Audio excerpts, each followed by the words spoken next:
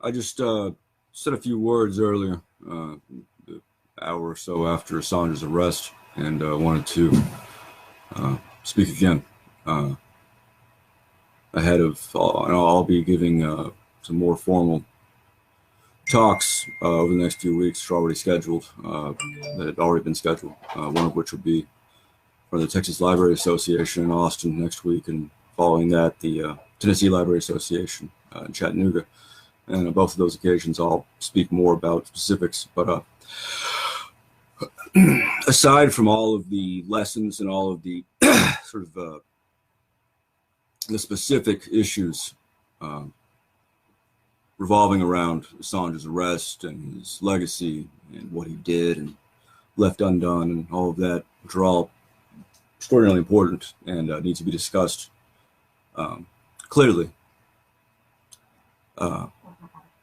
There is a larger issue of what comes next. For good or ill, Assange, since about 2009, 2008 even, was the focus, the center point, the driving factor behind this movement, if we can call it that. This previously, largely non-existent, cohesive, articulated global movement for transparency, for opposition to government secrecy. There's very few unifying values to this movement if you look at the participant base beyond transparency, and even there's been different standards for transparency. There's been one standard that we have applied to states and to institutions of different sorts. We've applied it by force. We've applied it, absence reasonable mechanisms for that transparency to come about by the citizens themselves. We have applied it, directly as needed. Beyond that, there's any reasonable men can differ, and unreasonable men will also differ, as I've noticed. There are any number of values people can point to and say, this is what this movement's about. This is what WikiLeaks should have been about. This is what should and should not be permissible for participants in this movement. But of course, the whole time, it's always been a jellyfish movement. It's always been like anything without a cohesive charter framework. It has been whatever it becomes on a given day. There was no one, even with a centralized figure, there was no one with the capability, nor should there have been, I suppose, to say this is what we're trying to do, and this is what these sacrifices are for, and this is how we define ourselves vis-a-vis the enemy. And here's what the enemy is, and here's why. Those are always things, whether it be the broader movement, whether it be specific groups like specific movements like Anonymous, Occupy Wall Street, some of the more singular focused, entities like Project PM, the group I used to have, Telecomics, all these lesser known groups that have come about in the last 15 years, and many of which had come about, after WikiLeaks.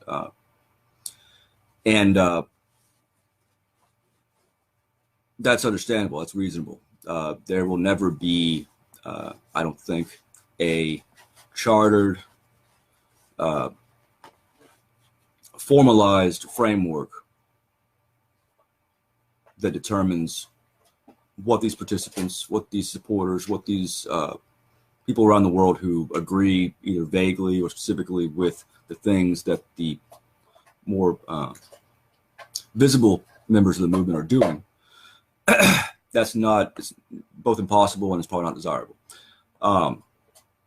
As I've said quite a bit in the last couple of years since I was released from prison, I believe, based on my experience the last decade or so, with things like Anonymous, Project PM, my experience with the enemy, my experience, in prison, my experience dealing against the FBI, defending WikiLeaks, opposing WikiLeaks.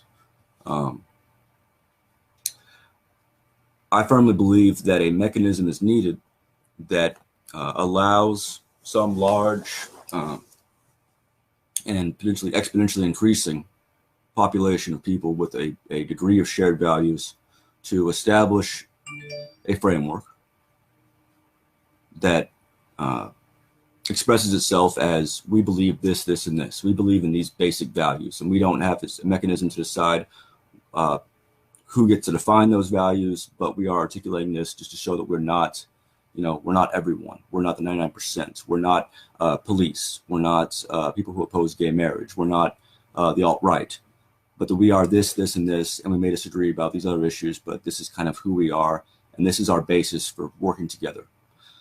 We need a framework that does that, articulates that, and then provides a mechanism which we never had before. One that I won't say splits the difference or is a compromise or some middle ground between these two things, but one that addresses, in a way we can do, thanks to the information age existing, addresses the dichotomy between, a cohesiveness and the ability to expand.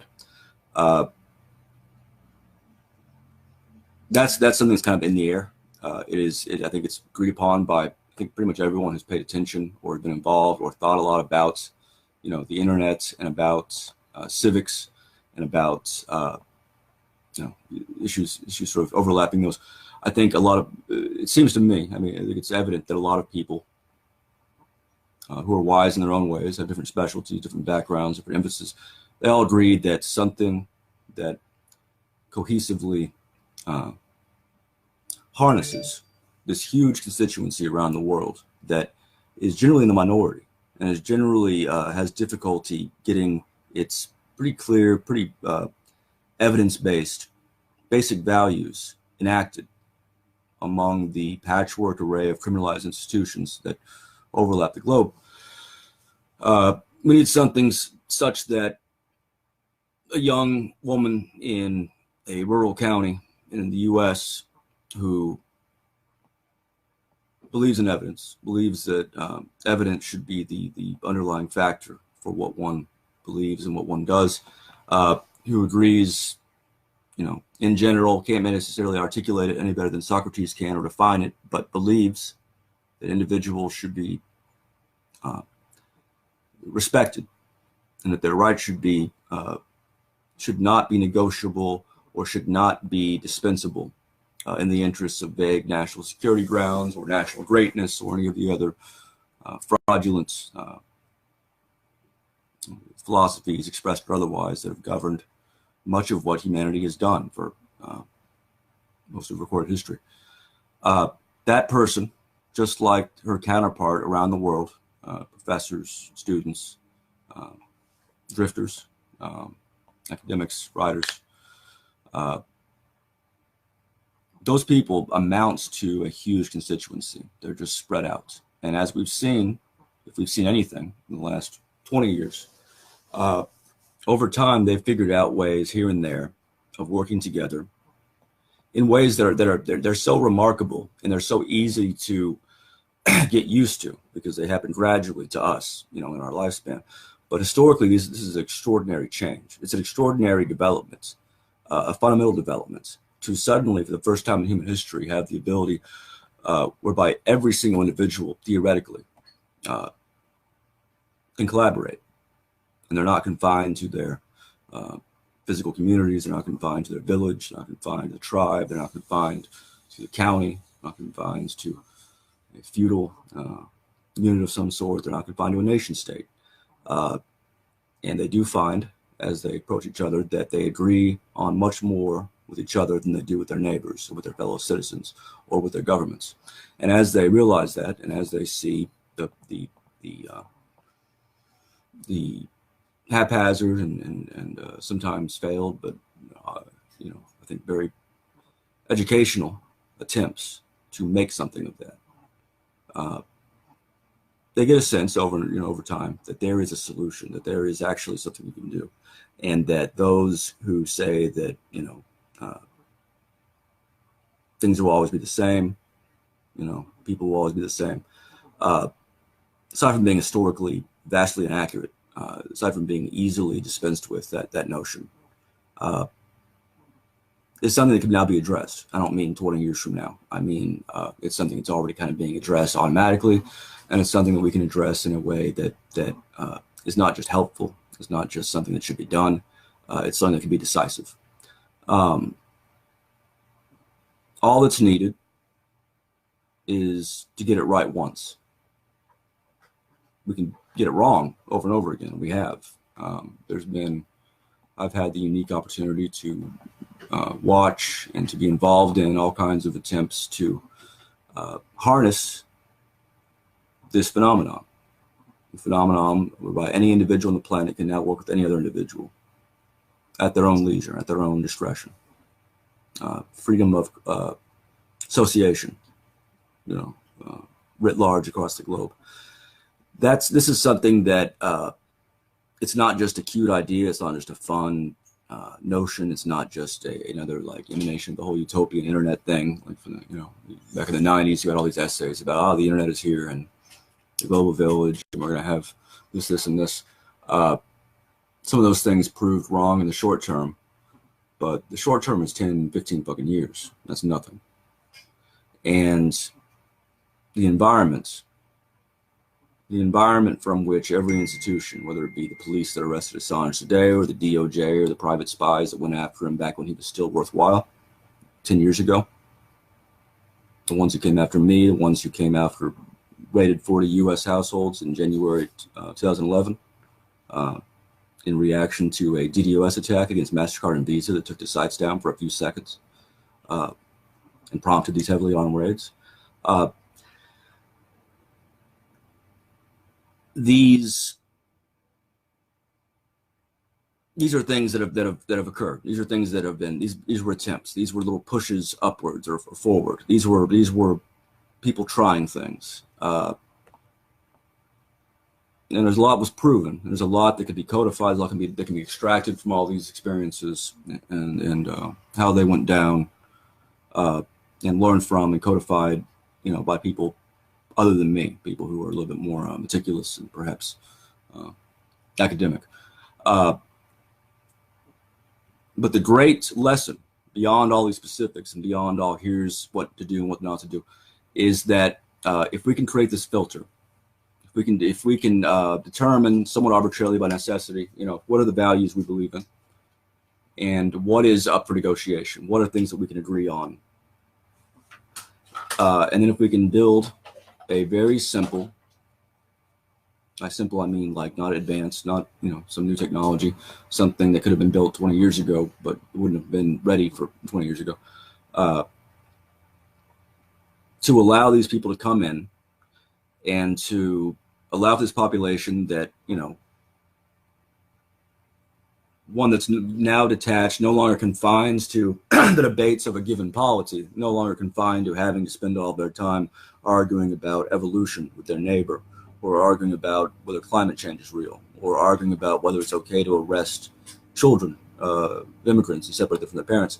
Once you're past all of those obvious arguments and you get the people in that can agree on these basic principles and then work out the specifics of policies and less obvious things down the line, you get them into a framework. You give them the ability to, without centralized direction, without the usual arbitrary step that always is required when you create a democracy. When I say arbitrary step, I mean you can't create a democracy democratically. Someone has to decide the terms of the vote. There's always some initial precursor step, just like talking about, where the universe come from, or how did God make himself? How does that answer? It's the same situation. Somebody has to arbitrarily, when I say arbitrarily, I mean, without previous codification, without previous, without previous charter, step in and say, well, here's the terms of the vote. And that's what happened in the U.S. That's how the U.S. was created. It was, people stepped up. They were generally in favor of the Enlightenment. They were all flawed. They had no choice but to create an institutional democracy. And regardless of how bad or any entity is created, regardless of the specifics, it is always an institutional democracy. It always has the original sin of being defined by a group that simply defined it, that stepped up. And the people who step up can be, great men. They can be extraordinary people. They can be well-meaning. They can be noble. But oftentimes they're not. And even if they are, that's not necessarily enough. So what I propose, not just as a solution for the transparency community, not just as a way to carry on the kind of things that WikiLeaks was created to do and initially did do. What I'm proposing is what we call process democracy. It's non-institutional democracy. It's something that can be run on a pad of paper, physically, but it's best run, it's vastly, most effectively run online. It uses some framework, and that's the kind of thing that we've been trying to develop for the last couple of years. With a shared, a basic, very simple and universal protocol, whereby every participant who comes in, who is brought in, first they're picked by a group, and then over time, every participant is brought into this universe, this ecosystem, has the ability to bring in others over time. Something like that addresses some basic problems that come up when you have a movement that gets popular or that has a popular connotation or is populist in general. It addresses the problem of not the really visible problem of infiltration or the government comes after you or blah blah. The less visible problem that not everyone is cut out for activism. Not everyone is cut out for you might call it enhanced citizenship. Some people need something else. Maybe they need a church. They need a support group. They need emotional support. They should have that. And then meanwhile, the people who want to work together and don't want to be step into a situation that's not well defined, and that's at any rate not defined by them, they themselves. If you create a very basic framework where all these participants all have the same ability to create an organism, an entity, a structure, it's like a visualized organizational chart is one way I describe it. An organism made of people, codified online in this visualized sense. You set it up properly. You step out, you make it secure. You put the right people in as a seed, as the beginning. You put in a couple thousand people who pass a certain measure, and you have an administration, a board of directors, or some entity that is involved in doing the necessary things of overseeing, servers, software, even in the age of distributed crypto and all that. The necessary little institutional things you have to have. You set that up. You put it in motion. You do it properly. Just like if you write something properly and it takes off and it changes people's minds and starts movements. If you do this properly, you create something that grows perpetually, expands exponentially, without necessarily being bogged down by its own growth, without being defeated by its own lack of focus, without being overwhelmed by the people who don't agree with these values. You set up something that, even as inevitably happens, even as people down the line get in that you yourself would not agree with, and that objectively just not only have no use to this, but are damaging to it or dangerous to it, because they're in the most obvious sense they're FBI informants, or they work for a state somewhere, or they're just people who are temperamentally just not cut out for these things. Again, like I said, those are the things that have always concerned me and have always been more of a problem from what I've seen than the actual, I'm someone who's been raided by a SWAT team. Nonetheless, it wasn't the SWAT teams that ended Anonymous and turned it into nothing. It was the fact that Anonymous was what it was, and it was only by luck and by a lot of sacrifices by generally networks of people who happen to find each other that it stayed viable for so long. And this is not specific to Anonymous. It goes back to Occupy, goes back to the anti-war movement in the 60s. It goes to everything. You either have a structure or you don't. And you have a structure, you're confined by that structure. And if you don't have a structure, you are a jellyfish. You are vulnerable to both intentional and non-intentional deficits. About a year ago, last 2 years or so, as I've my restrictions, from my probation and DOJ and BO oversight have relaxed a little bit. I've been speaking publicly at conferences and that kind of thing. And I've talked a bit about WikiLeaks. I've talked about my disagreements with Assange, and to put it mildly, talked about what I consider to be betrayals by Assange of his movement, of individual participants, of the people who've sacrificed the most to defend him, of the people closest to him. And again, as I've said earlier in these initial statements a couple hours ago, some of that is some of that is very public. Some of that is something anyone who really cares to know can find out by reading a few things. Some of it is not public, but I think will probably become more public, sooner rather than later. And in the process of doing that, and also putting together the Pursuance Project, which is the kind of the thing that I've kind of been trying to build for 10 years. It's originally what Project PM was created for those of you who are familiar with that, and which later became a crowdsourced research sort of entity focused on the intelligence contract and the private surveillance, espionage, sabotage industry that's kind of grown up since 9/11, particularly in the U.S. This was the original intent was to build this, was to build, we didn't call it process democracy back then, but it was to build what I now call process democracy.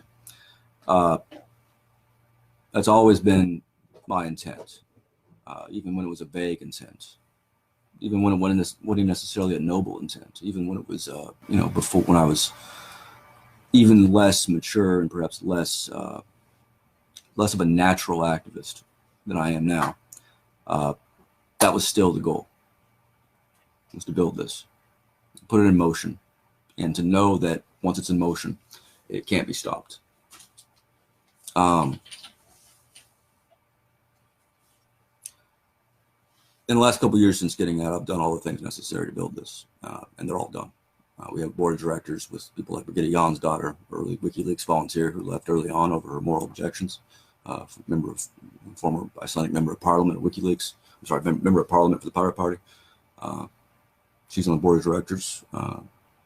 Whistleblower John Kiriakou, the one person who went to prison over the U.S.'s torture program because he revealed it. Went to prison, wrote about prison just like I did. Wrote from prison about the wrongdoing of the VOP and was retaliated for it. People who have, some academics, professor at Bard University, retired professor from Case Western University, a couple of lawyers, journalists. That's the board of directors that we have. Alex Winter is a great guy. He's best known as an actor, but he has been involved in this transparency and information movement for a long time. Has proven himself to be just a great, tremendous, and consistent ally of this movement, and is very knowledgeable about it, and has made a lot of great documentaries on issues kind of overlapping here. People like that we already have. We've already convinced, look, this is the way to go. This can be done. It's the right thing to do. It is the only viable path forward that allows us to proceed in a way that is worth doing. Is just not just worth doing, but eminently, clearly, demonstrably worth doing, because it will yield results. We have that. We have 2,600 people who have signed up or so. I'm not saying 2,600 as a evocation of the FBI-ridden 2,600 outlet, but it's about how many people we've had sign up for Pursuance, even with our pretty haphazard efforts at explaining what it is in the last couple of years. And we now have something that I've not yet announced, but I'll go ahead and start talking about it now, called the Process Congress, that has some of the same people. Naomi Colvin, ran the Courage Foundation until recently. She was doing an extraordinary job in difficult circumstances, trying to keep these aid efforts going for people who are still under prosecution or still under risk for their whistleblowing and for their activism. She resigned last year after Assange directed her to cut me off as a beneficiary, and she's on the board of Pursuance, and now she's on the Process Congress, I believe, if I'm remembering correctly. I can't remember if she's agreed or not. I think she is. A lot of these same people that, if you're interested in this movement, if you've watched this movement, that you in many cases, you're familiar with them and you respect them. Others who are less known or entirely unknown, but who are worth having. This Process Congress, which I'll explain more about when I give a speech in Austin, Texas Library Association next week, and I'll be talking about for years and years. This is going to help oversee this new initiative, which I understand that you'll have to excuse me. I can't really go into all of the reasons why this makes sense here. but we have written down some materials. I've spoken about it publicly a couple times, and we'll do a more thorough job of explaining what it is and what it will do. The bottom line is it's a implementation of process democracy. It's an attempt to establish something that cannot be, it can never be forced to rely upon the virtues of a single person. You don't want to do that generally. You definitely don't want to rely on the kind of virtues of someone who is also charismatic and capable of putting together a movement like that, such as Julian Assange or even me. There's a lot of reasons for that, even aside from transparency and trust and all that. And one of them is that there's no reason for it. There's no reason to have a centralized directory. There no longer is a reason. It made sense in this previous environment that humanity grew up in, that our history was all written in, that kind of started to end last couple of decades, before it was possible to deal with anybody anywhere instantaneously. Now it no longer makes sense. Now we have the mechanisms and we have the proof of concept that show that a decentralized, well-designed entity, which still has that arbitrary first implementation, just like institutional democracy does. It has an arbitrary deal whereby somebody like me has to come and say, here's the values. You to join, you have to at least agree openly. We can't really enforce this. We can't read your mind. But this is a entity that is created to oppose the surveillance state, however you understand it. It's created to oppose the police state, however you understand that. So it's created to oppose the drug war, however you understand that. It's created for those who agree that human beings should be able to contract with each other in marriages, regardless of what local law and tradition says. These are four somewhat arbitrary, by necessity, values. We picked them because the purpose is to exclude immediately the huge swath of people that we don't want involved, that we want to just stay in your constituencies, vote for whoever you want, we'll still be involved in your system, but we don't want you in this. This is what's necessary to separate something like this from just another democracy, whereby everybody gets to do whatever they like. This is something, it's something a cross between a union, a political party, and a nation state. But it lacks a lot of the negative elements of all those things. And it takes advantage of dynamics that just weren't available, did not exist 20 years ago. Takes advantage of the fact that anybody can now work with anybody else, and they don't have to be limited in their politics and their civics and their participation in humanity's future by these institutions that were defined by other people irregularly and haphazardly and passed down to us through a very vague and tortured history. You can continue to do that, and in fact, you should. These institutions exist, whether they're criminal or corrupt or poorly designed or dangerous. That's aside from the point. They exist. Politics, as generally practiced, is still going to be necessary. But now there are opportunities, there are alternatives. There is something else that can exist, and which will come to exist very soon, and which, again, don't take it from me. Suffice to say that I've convinced quite a few people, both establishment and otherwise, very accomplished people you would if for the most part, if you're aware of them, that this will work. And I've done it because it makes sense. It's something that's been informed by a lot of people. It's informed by the kind of ideas that Aaron Schwartz had years ago before he was persecuted and left dead. It's something that's been in the air for a while, but it's something that, again, I've been lucky enough to be in position to be able to think about, in prison for 4 years, and before that in Anonymous, and before that also in Occupy, and all these things that we've seen. We've seen it up close. We've seen the specifics. We've seen the little day-to-day mundane vagaries that cause problems or provide opportunities, and we've seen the broad lessons. It's something that's not just informed by me, of course. It's something that's been informed by a lot of people, and it's being overseen by a lot of people, including people who have spent the last couple of years sacrificing personally to make this happen, going without wages. So we have a nonprofit called Pursuance. set up a couple of years ago. We have the broad elements of a plan. We have huge numbers of people who have volunteered to participate, who are waiting to work on this further. We're waiting to jump into it when it's created. And we have an opportunity now, because of the last few years and because of how, to the degree to which it's now obvious, the things that were obvious to many of us years ago, that this was not tenable, that these republics, particularly the U.S. republic, was poisoned, and probably always had been to some extent, but was at any rate not even viable in the sense of that a moderate, centrist might consider to be viable. It's not even capable of projecting the same kind of force that they would like. It's something that is hard to defend unless you're entirely ignorant of how it functions and what it does. That's an opportunity.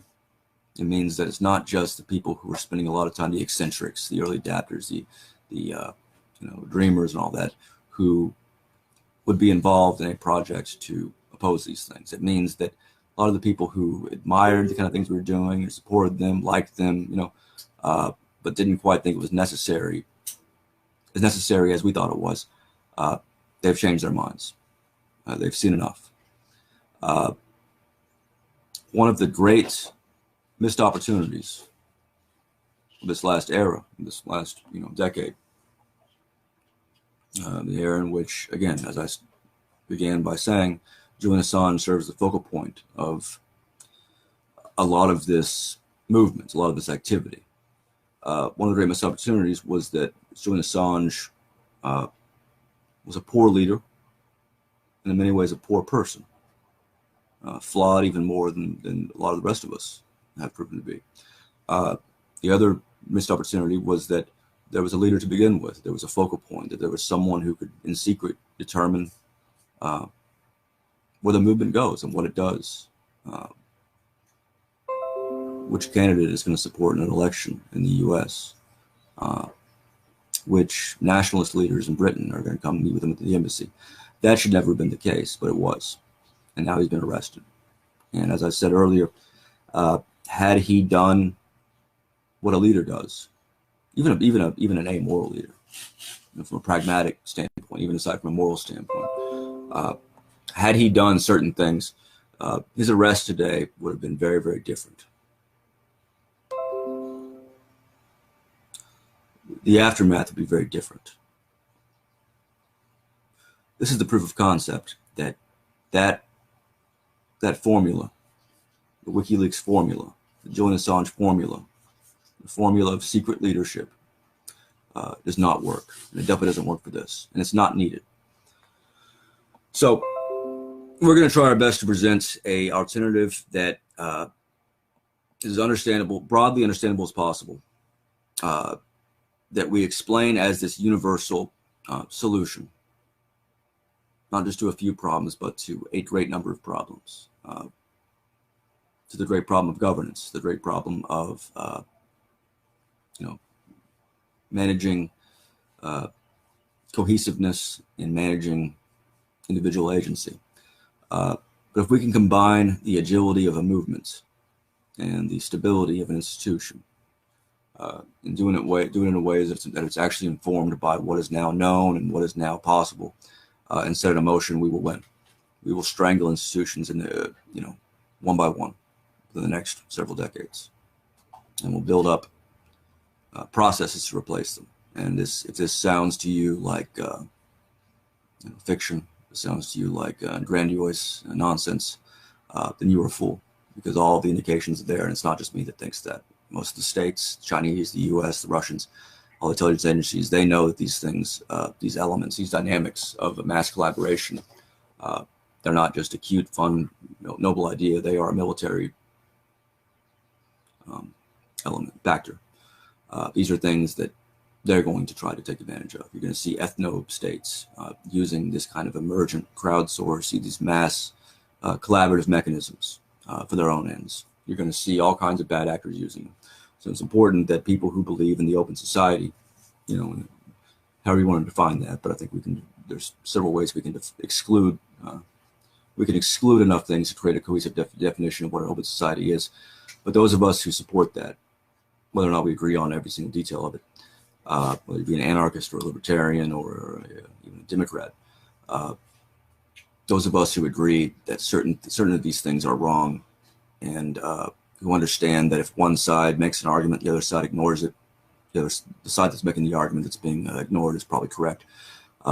If those people can be made to see this, which they can, if they can be given the opportunity, which they will step up and participate in a new kind of civics,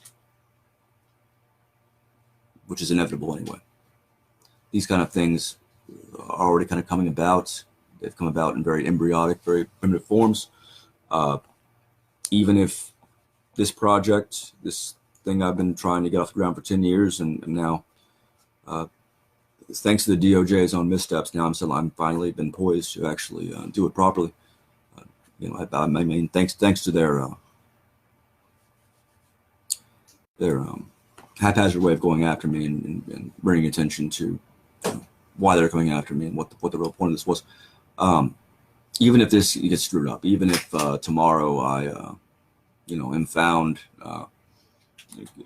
having died from what do you call it? So autoerotic asphyxiation, reading like Mein Kampf, or whatever I do, or whatever gets screwed up. These ideas, these elements are inevitable. You will have these civic entities. You will have these emergent, some global, transnational, procedure-based emergent civic entities. They will compete with nation states on many fronts.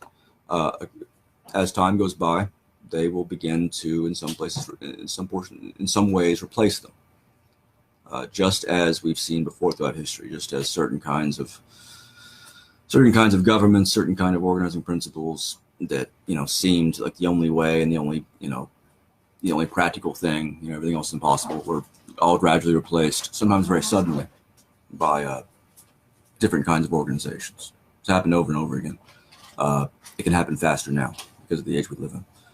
We're going to try to get this right. There's really no good reason why we shouldn't.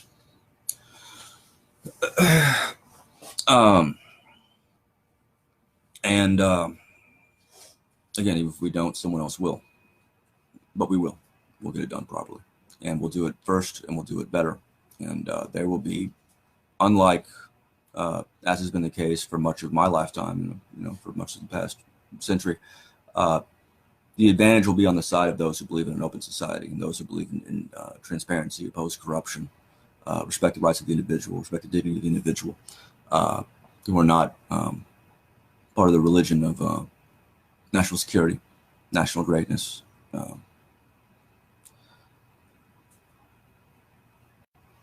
And frankly, it won't be that hard.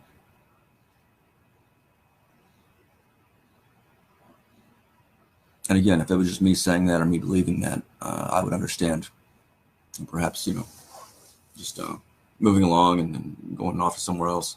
But it's not. People who are much more grounded than me, or don't just agree with this, but are on board. There's people who have no reason whatsoever to get involved with a erratic ex-felon militant like myself, who have done so because the case makes sense. And you'll hear more and more about that case in the coming months. Anyway, I started saying at the very beginning, when I started speaking more and more in public about a year ago, and I started talking about WikiLeaks, I was accused by some of the very militant loyalist Assangists of wanting to replace Assange. And that's true. I want him replaced because he's a poor leader. And the people that he has managed to keep under his umbrella are terrible, terrible people for the most part. I don't mean people who support WikiLeaks, support Assange's rights, which I do. I mean the people who he came to rely upon, the people who would not criticize him, would not broke criticism, would not brook it, whatever. This is not a constituency you can do anything with. You can't win it with it. You shouldn't win with it. It's an amoral constituency, and it is an extraordinary, historically profound failure to have gone from the constituency that he had in 2011 and that opportunity, that potential energy, to what happened today. Had this happened 9-10 years ago, as this firm In-Game Systems wrote. It's one of the firms that I went to prison over. It was listed on my search warrant. It was one of the ones that was anonymous. Hack H.B. Gary revealed this conspiracy involving these several firms, including Palantir, and they were going to go after WikiLeaks, and John Greenwald and supporters, and also on behalf of U.S. Chamber of Commerce, go after just random activists, very, very vanilla mainstream activists, in criminal ways, and were never prosecuted for it, whereas we were. Among the things that was yielded in the hack that Anonymous did, that yielded that was a document that In-Game Systems wrote, possibly for the NSA, possibly for the Pentagon. They worked very closely with both, sort of wondering aloud, kind of assessing what would happen if Assange were to be neutralized, if they were to be assassinated or arrested. And the conclusion was, and this was a very surprisingly, really shockingly accurate and insightful document for us to come across at this time in early 2011. That, aside from the standpoint of what they're writing, aside from the fact that they're an enemy, that they are, these people, whoever wrote this, knew what they were talking about. And their conclusion was that had something happened to Assange of that nature, something serious, Anonymous would be, in their words, would activate it, would sort of take on a new form, a much more focused and formidable form. And it would retaliate in kind. Had Assange been taken in, arrested 10 years ago, it would have been a much different situation. You would have had an extraordinary response of the sort that, and it's easy to forget, 2011, 2012, just the constant activity, the constant revelations, leaks, some very dramatic successes, defeats of very powerful companies, some lesser known, some still rather shadowy. Booz Allen Hamilton, Palantir, firms that are now much more prominent, much more easily, much more widely seen to be what they are today than they were back then. Had this happened back then, you would have seen an extraordinary response. You're not going to see that now, because Assange has managed to, by virtue of ignoring good counsel and relying entirely on loyalism and failing to brook criticism, and lashing out in bizarre ways. People like Edward Snowden, who back in 2016 he accused of, in a tweet, of trying to cozy up to the DOJ or seek a deal. The ironic thing about that charge, aside from it being just based on nothing, was that Assange was doing the same thing at the time, and that came out a while back, and it's acknowledged by their people I respect, like Naomi Colvin. She's talked about it. I see it, I view it in a different framework, I think, than she does, other people do. But the fact of the matter is that Assange, somebody who accuses Snowden or attacks Snowden like that for doing something that there's no evidence that he's doing, but that you are secretly doing at the time, that doesn't just speak ill of the person. It speaks ill of the movement. It speaks ill of those who supported him in those decisions. That's, again, we're getting into baseball there. It doesn't matter. But this isn't 2010 or 2011 or 2012 anymore. This is, we were at the tail end of a long period in which opportunity has been squandered because we've had a focal point of a single person who was talented and ingenious in many ways, but obviously flawed, as we all are, but flawed in ways that made it impossible that he would ever serve as the unifying factor that would be needed for the kind of things that need to be done. There is no such person. There are ways to substitute for that, and that way is process democracy. Now that he's gone, he's still going to be facing this situation that is not just important to him or his loved ones. That's all stuff that's all relevant. If you become an activist revolutionary, it's not your well-being that is at stake or that's important. It's the well-being of the movements. Otherwise, you're not an activist revolutionary. You're another person. You're a regular, just a person.